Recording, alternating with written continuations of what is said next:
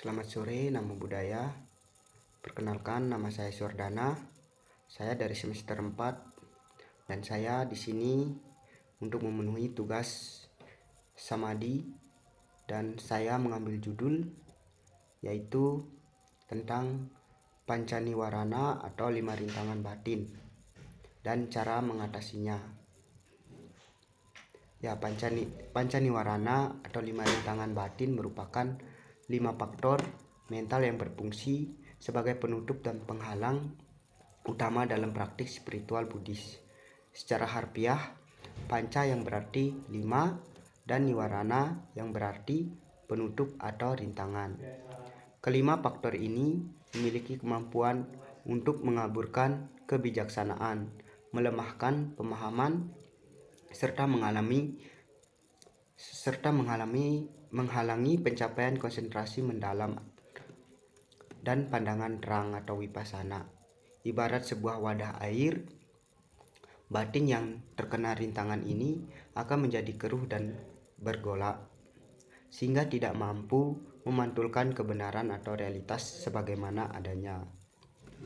Nah, rintangan yang pertama adalah kamacanda, yaitu nafsu atau keinginan indrawi terhadap objek-objek yang menyenangkan.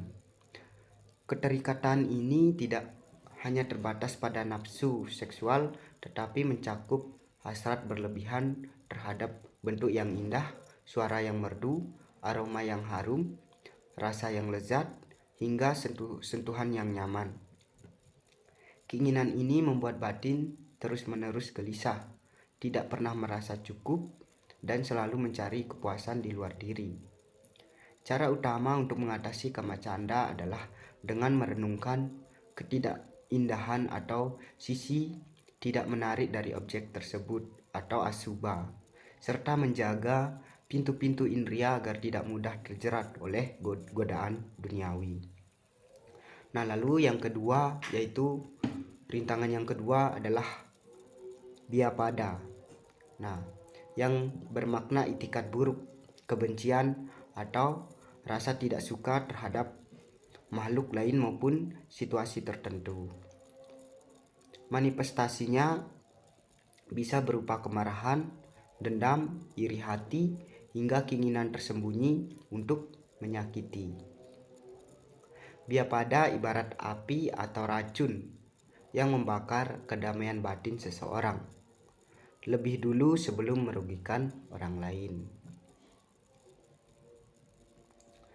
Penangkal yang paling ampuh untuk rintangan ini adalah pengembangan cinta kasih atau metta bhavana, di mana kita secara aktif dan tulus mendoakan kebahagiaan serta kebebasan dari penderitaan bagi diri sendiri maupun orang yang menjadi objek kebencian kita.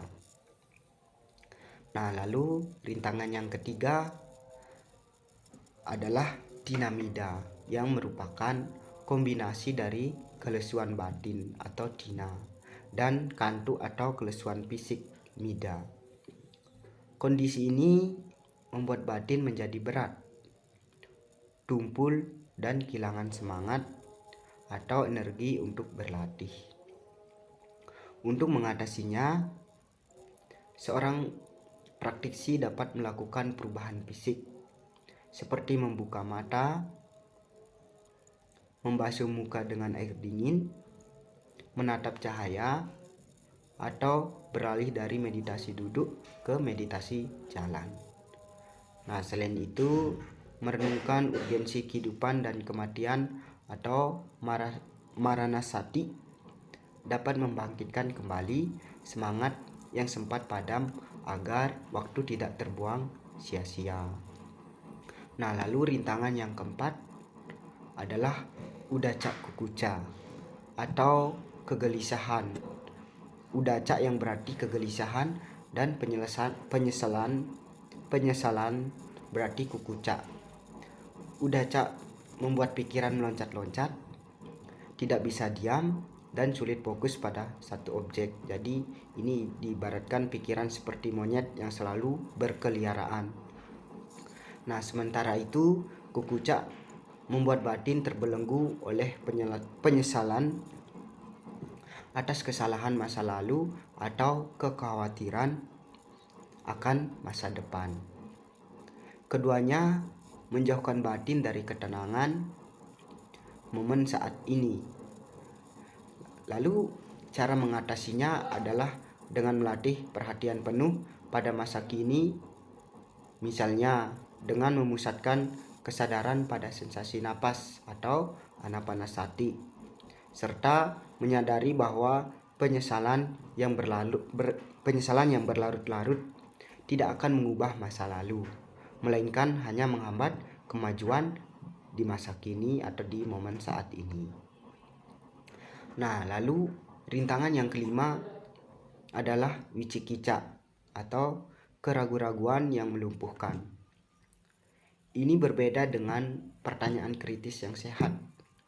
Wicikica adalah kebingungan yang membuat seseorang ragu terhadap Buddha, Dhamma, dan Sangha.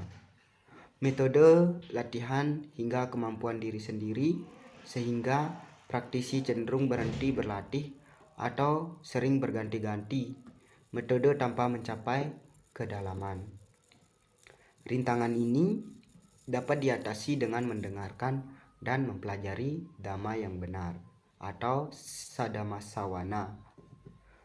Bertanya kepada guru atau teman Dhamma yang berpengalaman, seperti halnya para Bante dan lain sebagainya, serta membangun keyakinan melalui pengalaman praktik yang konsisten dan melihat hasilnya sendiri. Jadi secara keseluruhan mengatasi panca niwarana atau 5 rintangan batin ini bukan tentang memerangi atau menekan pikiran dengan keras, melainkan tentang mengenali kehadirannya dengan penuh kesadaran atau sati dan kewaspadaan atau sampajanya. Lalu menerapkan penangkal yang tepat sesuai dengan jenis rintangannya dengan latihan yang tekun, dengan penuh kesabaran dan perhatian bijak atau yoniso manasikara. Kelima rintangan ini perlahan-lahan akan mereda. Jadi ketika batin terbebas dari kelima penghalang tersebut atau panca niwarana ini, ia akan menjadi jernih, pikiran akan menjadi jernih, tenang, dan siap untuk mengembangkan kebijaksanaan tertinggi menuju kebebasan sejati. Jadi hanya itu yang dapat saya sampaikan. Semoga dengan pemaparan penjelasan materi ini bisa dipahami, bisa dimengerti. Demikian penjelasan dari saya. Sabesata Bhawantu Sukhitata. Semoga semua makhluk berbahagia. Selamat sore, Sutihotu, Namo Buddhaya.